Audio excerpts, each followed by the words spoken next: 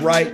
Welcome to Walk-Ins. Welcome. I'm excited to introduce Betsy, who is going to be our guest speaker today. She is with MainStreet Family Care, and Betsy Stewart has been working with them as the VP of Marketing for a little over 6 years, if I recall. And she currently manages over 22 locations and growing rapidly. I'm very excited to have you on the podcast. Welcome, Betsy. Awesome. Thank you. Thanks for having me. Hey, glad to have you. So I've got to ask you, tell our listeners, what is one thing about the urgent care industry that you did not expect? Ooh, that's a good question. One thing I did not expect. Well, as somebody who did not start in the healthcare industry and who has background in retail and events marketing, I shouldn't have been surprised, but just some of the regulations we faced, even with marketing, the challenges, whether it was, when COVID first came on the scene and we were trying to advertise or kind of get the message out that we had COVID testing and vaccines, we found a lot of limitations, a lot of ads rejected that way. We also have some of our clinics have done a Suboxone program. So of course that is all super restricted and kind of the challenges of working around that. Also, just as digital marketing has advanced, in the last 6-10 years, when I first started, we were really all about just the top of mind awareness marketing, and now really developing those funnels to kind of convert patients to our primary care or kind of, shift our strategy. Those were two things that have definitely been a fun challenge and something that I have learned on the job as I've been here with MainStreet. Well, you've definitely brought a lot to the table as far as all the shifting is. Let me just read off a couple of things and step in and correct me. So you've been able to grow MainStreet Urgent Care from 3 million in 2016 all the way up to 25 million in 2020 and growing. I'm sure you're still working on 21. Now, you got some stats in here that I love where you're talking about your cost per acquisition is $6.08 and your cost per click is 49 cents per click. You got a budget of $400,000. We're going to dig into that in a little bit, but you've been able to grow those social media pages up 15% in 2020. Now, that's fine. I'll be really interested by fine. I mean, it's really good. What I mean is I wonder how that'll look when we're not in a pandemic and everybody is staring at their device. Yes. I'm not taking anything away from you because I see the 500% increase growth from where you started to where you are in 2020. It'd be interesting to dissect those numbers and look at 2019, 18, 17 and see where that biggest mass did it all come in 2020, those kind of things. So yeah. You were to launch some new services. You talked about KidsStreet pediatric urgent care. You've incorporated telemedicine services, online web registration, family select primary care. That's really cool. And then of course you talk about Dr. Wellington being the direct primary care. So that is awesome. I geek out over the numbers. All right. So I'm going to ask you as a numbers person in the marketing world, there's the vanity metrics and there's the reality metrics. Cost per click, vanity metric, cost per acquisition, real world patients through the door. Yeah. So what is the number one marketing tool, whether that be traditional or digital or whatever? What's the number one marketing tool that you're like, I have to have this in my tool bag? Alas, Facebook advertising has probably been the most successful for us to kind of grow our brand. That, and then because we serve so many rural communities, we do still put quite a heavy emphasis on our community engagement, our grassroots and PR efforts. Because a lot of those, of course the PR can come for free, which is really nice, but we do invest a lot in our local chamber of commerce. We sponsor the high school football programs. We try to be as local as we can, even though we are a, now regional company. So those have really been our most effective. We still see so many of our audiences are interacting and engaging on Facebook, and kind of growing our brand there, as well as, like I said, that community effort. So it's awesome that you bring the community, because I look at Facebook as kind of an online community. And one of the frustrations I think all urgent care owners and marketers and everything kind of share is that, they throttle that engagement on Facebook. You get about 6 or 7%. Are y'all mixing that with Instagram? Are you mixing it with some other social media platforms, or are you using Facebook as your primary? Pretty much primarily Facebook. For our Okay. KidsStreet brands, we are engaging a lot more. We're trying to engage a lot more on Instagram and grow our Instagram strategy. We are right now in the middle of growing our marketing team so that we have more capacity to do more stories, polls, reels, even exploring TikTok eventually, to reach that millennial mom generation that is in our suburban markets. Like I said, in our rural markets, Facebook really has been what brings it in. We just kind of did a trial run with an agency that was able to kind of show us conversions in the clinic a little bit better. And they did both Instagram and Facebook by far won out on those conversions. Right. That seems to be the highest engagement. I guess that's more of especially on the KidsStreet side, you're going to see more parents on Facebook than you are going to see on Instagram, more kids on Instagram, but they're not ones making the decisions on their primary care, I don't guess. Right. That makes a whole lot of sense. So I guess it was probably 2 weeks ago, we saw an all-day shutdown of Facebook, Instagram. So Facebook's properties, right? WhatsApp, all of those kind of things. Did this have any kind of effect on your immediate business? Yes and no.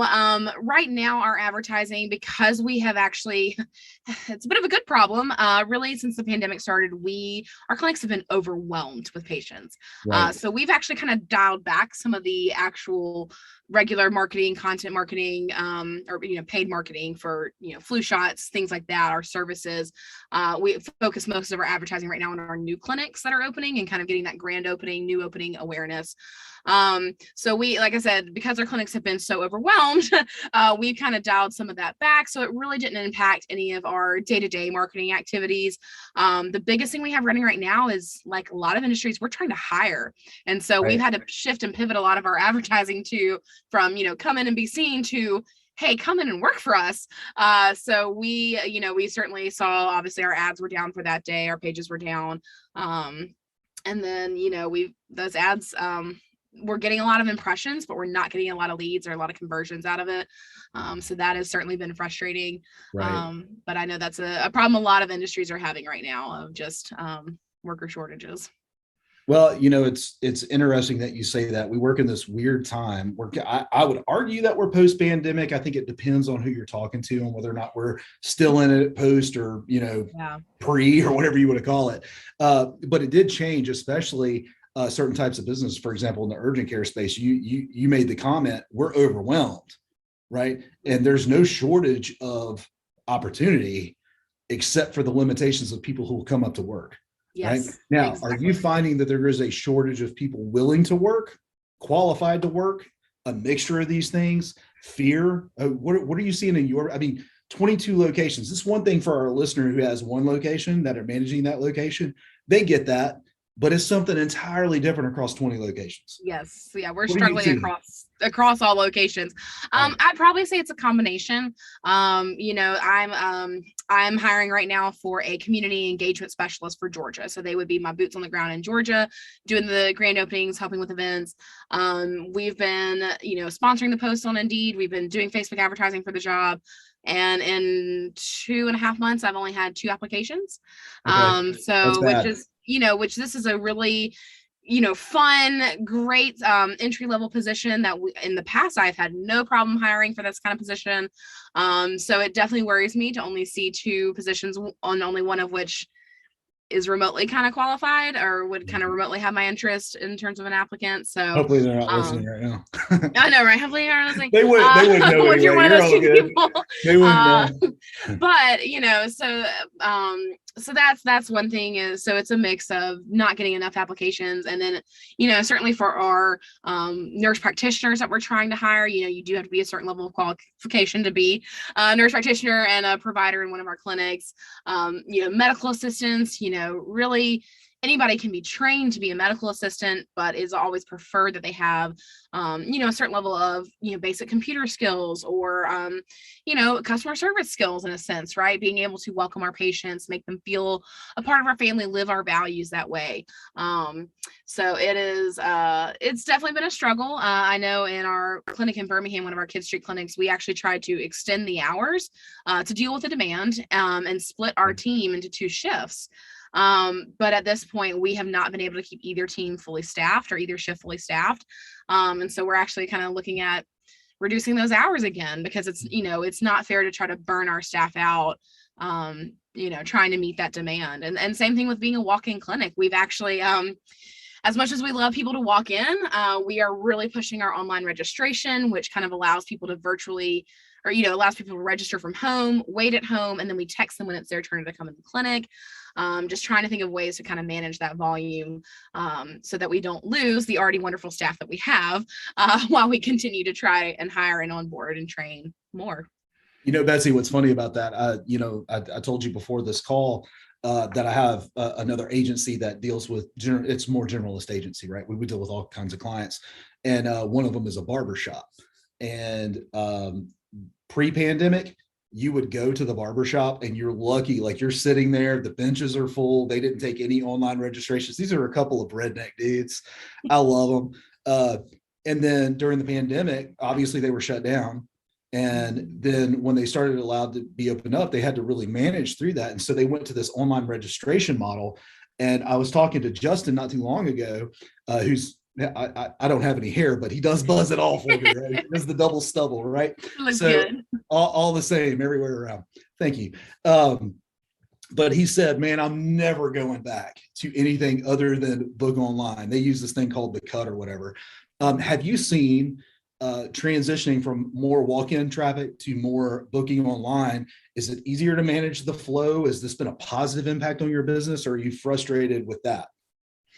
It has its pros and cons. I think as a whole, as a company, it's definitely here to stay. We are fully behind it. Even patients who walk into the clinic are going to be given an iPad to register online. So they're basically been put into the queue. But, last June, we got the rapid COVID test, and we were one of the first people in a lot of our areas to have that rapid test. And when I say overnight, I did one boosted post, not even a full ad campaign. I just boosted one post in our area. And the next day we had lines wrapped around the building of almost every single clinic. And in Alabama, in the middle of summer, people were lining up at 6 a.m., and when our KidsStreet clinics at that point, they didn't open until noon, and they were waiting hours in the sun. It was a literal nightmare. We didn't have anybody to help manage those crowds, or, some of our staff less would try to go out with water bottles. And, so, for about a month and a half, 2 months, we really struggled with that until we could get that online registration process rolled out. Right. And so, we have definitely become believers in it. We really love it. It does still kind of play to the convenience of our patients, where they can, they could register and wait in their car. They can wait at home. They can go run errands. We're obviously continually working to improve that. We jokingly call it the pizza tracker, where they can see, where in line they are, so they can have a really clear expectation of how long it's going to be before they go back into the clinic to be seen. So that is something we are continually trying to improve, but it is definitely here to stay, just because it does make it easier for our staff to, create that queue and again, manage the number of people who are in our clinic. It's funny that you said pizza tracker. I literally have a question that I had written down. What is your pizza budget for each location to make sure that your staff is happy and engaged, and even though they're working longer hours, they don't suck such as much just because they have pizza and all that? I know it's a thing. You can't tell. It is. We literally, actually, as of this past 2 weeks, we are, as we grow regionally, we are constantly working to say, okay, things that we would individually take care of in the past, like how can we make that sustainable? How can we make that manageable? And like culture and fun, like birthdays and celebrations for people at work, lunches, pizza, recognition. We just set budgets for all of those things in the last week. So I'd have to pull it up. I want to say it's probably $200 a month per clinic that our managers are easily. I was like, it may even be a little bit more than that, but just for general here's a thank you for being, I know you're slammed and overwhelmed, who in town delivers or can go pick it up, and we will buy you lunch and at least keep you fed. We have an urgent care that we work with out of states. So I believe it's New Mexico. And I remember talking, hey, what is one thing that we can do to just serve your team right now? They're already, just as slammed as everybody else. That's not the problem. Yeah. And he said, man, order pizza, please. Here's what we like. And I was like, done. Like, let's get your people fed. If that's all we can do, let's get you some pizza, right? So that's what we did. So that's why I brought up the pizza budget. I'm like, I know. And it kind of leads in like, what are you doing? Here's the thing. We know how to market right now. COVID's doing all the marketing for you, right? Yeah. And the limited staff is doing all the marketing for you. So how do you prevent burnout in your team? What fun things are you doing as the marketing person to just create camaraderie inside your organization, especially across 22 locations? Absolutely. So when we started, we always do every summer what we call Family Appreciation Week, or like Family Appreciation Month, as it's going to turn into. And so, in the past, pre-COVID, we used to get all the teams in a region together. Everybody had different colored t-shirts to kind of represent their team. We would play fun, potato sack races and egg races, and do a really fun like family picnic where they could bring their kids, their spouses, and come kind of mingle with other clinic staff. Now here since the pandemic, and as we continue to grow, it's a little harder for our corporate team to kind of travel and do all that all at the same time. So we've kind of developed that into just like a week of food. So we do a breakfast for each team, a lunch for each team. We stock the clinic with snacks and do something fun like an ice cream bar or like something really fun food wise for that. We also do different dress up days and contests. So this year we did, your favorite sports team, your favorite superhero. This year's theme was our family of heroes. So we did a lot of hero themed things. And then we do, of course, different competitions of like who can get the best, review from a patient, mentioning them, or the best comment, encouraging them to kind of share the love among each other, and recognize their team members, their fellow coworkers, just to kind of boost that morale. Of course, we always do free t-shirts for Family Appreciation Week. That is always a thing. Do you shoot them at people with a cannon? That's the important thing. Oh, we do not, unfortunately. We don't work on that, Betsy. You work on that. I wish we could. That sounds like a lot of fun. It could hurt too, but that's right. As I say, we don't want to, but if somebody does get hurt, there's an urgent care right there to built-in help.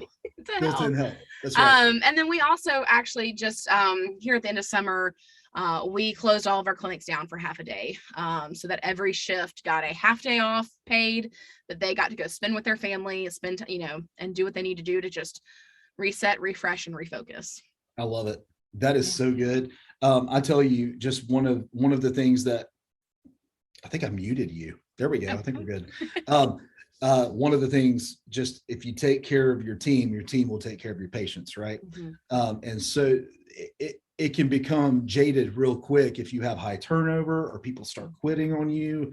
Almost the cynicism of, why would I invest in my team? They're just not going to stick around anyway. Yeah.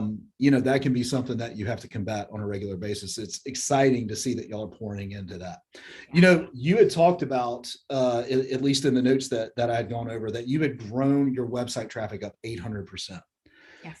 Which is awesome. But you also said that your number one marketing platform you're using is Facebook. Mm-hmm. And I'm wondering, since you didn't bring it up, what part Google plays in the success of your company? Oh, absolutely. A big part. And that digital marketing person we're looking to hire, part of the job description describes a Google Jedi Master. So of course we are using Google My Business. We are trying to get listed in other directories like Castlight and Solve Health, that also kind of help boost that visibility, or that tend to end up being number one in search engine, in that ranking. And as long as we're number one on Yelp, or number one on, these, WebMD or whatever, listing directories they have, that definitely plays a role. We, definitely got into the structured data of our website to kind of, make sure that we showed up in Google for a vaccine location as a testing location. which also, of course, required us to get listed on the Department of Health websites and as listed as locations. So there was a lot of directory listing updating to kind of go in there. Of course, we also try to kind of post through Google My Business, whether it's the COVID updates, whether it's just, once a quarter at least, we try to push something onto our Google My Business page to keep it fresh, to kind of keep it relevant. Of course, as we have, I mentioned our Pelham location changing hours, I think we've done some seasonal hours, and so it definitely plays a big role. We also do Google, search and display ads through Google Ads. And, we definitely see a lot of click-throughs when it comes to display, tracking that to an actual conversion, doesn't seem to be as effective, but like I said, it's a lot. I'd say, it's a lot of visibility. You're talking about the paid ads portion of it on paid my ads favorite portion. website, which is CNET. I get to go look at the technology, and then you just kind of follow me over there with a display ad. Exactly. Okay. Yeah. So we do a lot of display and of course search ads. Of course, thankfully, in a lot of our rural areas, especially if we're the only game in town, it is not hard to rank number one. It's not hard to kind of get it up there. But it also just depends on, where you are located. When we talk about Birmingham, there are 2 other pediatric urgent cares in town. And so obviously, depending on where you are, that one's going to pop up first for you. So it just kind of changes the way we target those ads versus obviously organic. If they're in this radius near our clinic, we're going to show up number 1. So maybe let's target some of these peripheral areas to see if we can pull that traffic in. So it kind of makes for a fun targeting game for sure. No doubt about it, especially when Google is so dominant and then also so reliant on relevance to location. Yes. So that can be tricky if you're in X location trying to rank for Y and Z. And what's really not been our friend is the iPhone update that does not allow for that third-party tracking from Facebook. That has definitely seen a decrease in the numbers that we see in our reporting. It doesn't necessarily mean there's a decrease in volume or a decrease in traffic. It just means we can't track it, which is, of course, a marketer's world is, how to track it and how to, trace people through that funnel. Right. Yeah. And as a consumer, you love the iPhone update. And as a marketer, you hate the iPhone update. Have you taken the time to get familiar with Cappy, and are you all utilizing that in your Facebook tracking?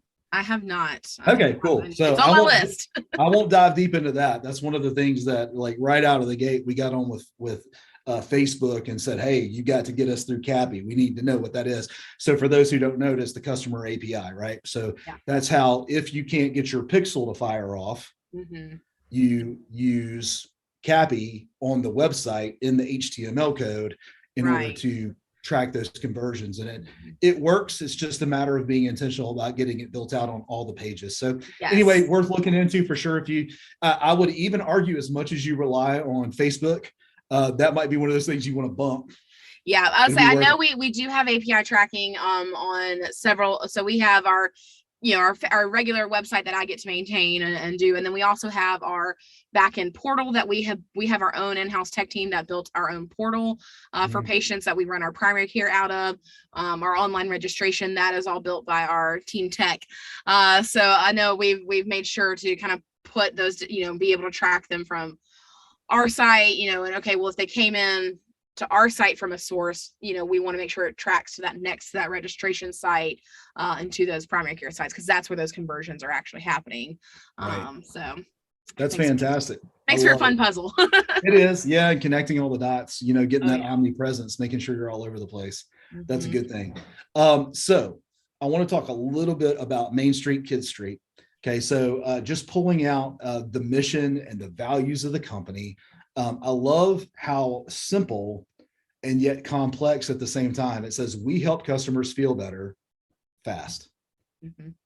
Unpack that a little bit with me. Yeah.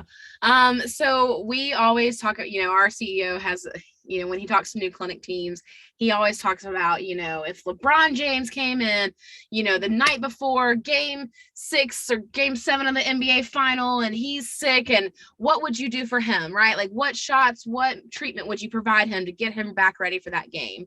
And he says, now take that mentality and apply it to every single patient, because that mom who comes in, she's probably got to take the kids to soccer and cheerleading and dance practice while also making sure she's getting the form signed for their field trip. And, there's so much that our everyday patients, that it is their game 6, right? It is their, NBA finals that they're kind of trying to get through, whether it's a shift at work, dealing with family. So we want to make sure that, whenever a patient comes in, we want them to leave feeling better. And so that kind of ties back into, we have one of our values is heal and feel. Yep. So, and it ties into that. So obviously we're going to do, what is medically right and medically necessary to heal them, right? Whether it's a cut that needs stitches, whether it's the flu, whether it's COVID, right? What can we do to heal them? But then also, what can we do to make them feel better, right? So I know, obviously we don't want to write unnecessary antibiotics or unnecessary prescriptions, but if, that steroid shot is going to help that mom get through that next 6 hours of her shift and then be able to take Timmy to soccer practice and be there, ready to take him home and feed him dinner, then that's what we're going to do, right? If that's what's going to make them feel better. So that's always been one of our core philosophies is, we want to heal and make them feel better. Sounds like you're trying to solve the immediate issue and then treat the long term. Yes. Yep. Exactly. So one of the things that you have as your core values, we're going to go through all 3 because I just like them. I'm a core value nut. If you come into our office, we've got them on the walls. Oh yeah. Your second core value is wow. And you can spell that backwards too, right? Wow. Yeah. And it says we go the extra mile and then some. So let me make a quick comparison here. Being that we're both from Birmingham, we've experienced either the amazingness or the frustration of eating at Milo's, which I happen to love it, right? So it just depends on who you are and whether or not you're going to love it. But I learned something from them that I did not know before. Have you ever eaten there? Yeah. Oh, yes. Okay. So about the little extra chunk of meat they put on their burger. Yep. They call it LSA. Do you know what that stands for? No. It's called little something extra. LSE. Sorry. LSE stands for little something extra. And it goes right in line with we go the extra mile and then some. Mm-hmm. So that's their actionable step in going the extra mile. I would love to know what y'all's is. Ours can look like a lot. So we always talk about, of course, we want to wow the patient, but we also challenge our staff to wow themselves. Kind of look back and think, wow, like I am proud of myself for doing that, or wow, I never knew I could do that. So that wow, when it comes to our patients, that can include anything from, when pre-pandemic, when somebody would come in, if there was a long wait, being able to just take their name and number and say, hey, you know what, it's going to be a while. Why don't you go run some errands? We'll call you when it's your turn. Right. Of course, now registration handles that. But, if somebody comes in and they're feeling faint or they're feeling, really sick, can we go ahead and bring them back into a room, or can we get them water, a blanket, something to kind of comfort them while they wait? We've even talked so far as, if you've got a kid in the clinic and they're having to get a shot or something and they're not having it, let's ask mom and dad, and, how do we feel about, big characters? And the staff is actually encouraged to go get in our Dr. Wag's mascot costume and come visit the kid in their patient room, and kind of try to make that experience just a little bit better. We offer free coffee and juice and tea and water in our clinics, just as kind of an added service.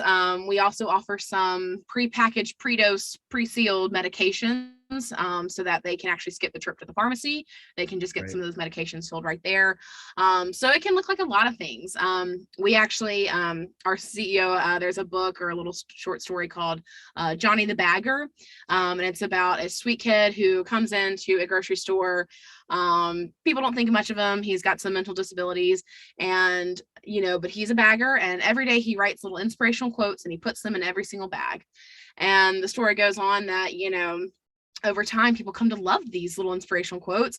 And, the manager comes around, the line for one cash register is just backed out around the corner, and he's trying to call other cashiers up. And they say, no, we want to be in Johnny's line. We want, and then because of that, okay, now people are shopping there more. The business is growing. They're having to hire more people in all departments, and kind of how Johnny's inspirational quotes bleeds into everything else, where then the meat department is putting fun stickers on their meat packages, or and it really encourages everybody to put their own little spin on things or their own little personal touch that doesn't necessarily fall outside of what's operationally right or needed or protocol, but just something a little extra, like just like Milo's, a little something extra that really makes it a wonderful experience for our patients. That is so awesome. First, I love that story. Oh yeah. Two, the misconception in my mind is that extra mile, it's not as big as most people think.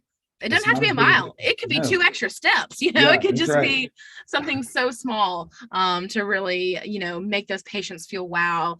Right. And then to go above it, and to make yourself say wow, like, wow, I really made an impact for, what I thought was something small, just part of my everyday job, or, just offering that patient water while they wait, or, making sure they have a place to lie down, or bringing them a little ice pack that they can take home, just goes a long way.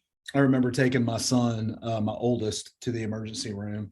And one of the things that meant a lot to me, because in any emergency room, you're waiting a while, right? You just kind of know it. And when somebody comes in and then goes straight to the back, that can be frustrating, right? Yeah. And what went a long way to me is when the nurse came out and said, "Hey, I know you just watched that person go in. That person's dealing with something very serious. And I know it looks like we've skipped over. We're not, and we're going to get to you as soon as possible." That one little thing, you know what that did to me? It disarmed me. Yes. Because I was triggered. You know what I mean?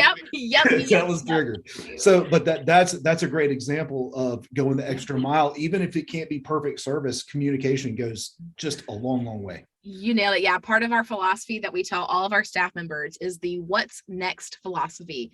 And so that rule is that you never leave a patient without telling them what to expect next.